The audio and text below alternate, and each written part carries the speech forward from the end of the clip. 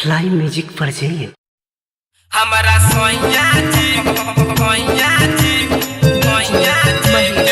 हर साल हरदम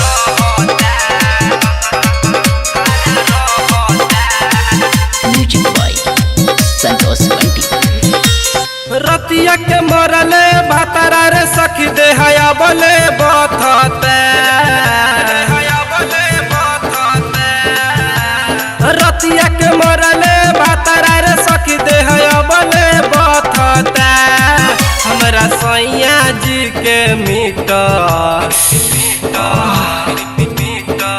हमरा सैया जी के मीटर हरदम खारा रहता हमरा रजऊ जी के मीटर हरदम खारा रहता रतिया के मरले भातारा रे सखी दे हयबले बथता रतिया के मरले भातारा रे सखी दे हयबले बथता हमरा सैया जी के मीटर हमरा सैया जी के मीटर हरदम खारा रहता हमरा रजऊ जी के मीटर हरदम खारा रहता हमरा सैया जी हर साल हरदम खारा रहता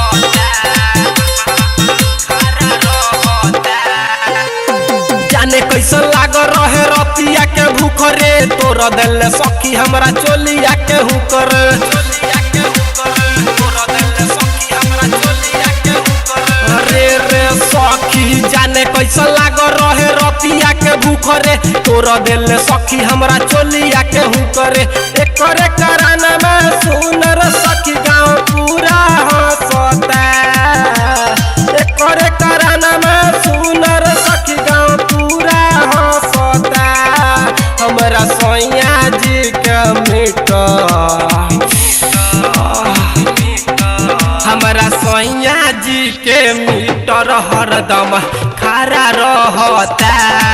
हमरा रजऊ जी के मीटर हरदम खारा रहता हमरा सैया जी हर साल हरदम खारा रहता करी कितनो माना उ तो करे सीना जोरी राइटर अर्जुन दिल देहिया के तोरी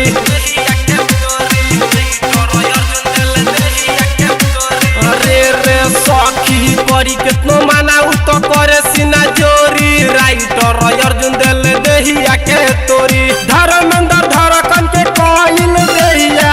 बहिल बखता धर्मेंद्र धड़कन के कोइल देहिया बहिल बखता हमरा सैया जी का मीटर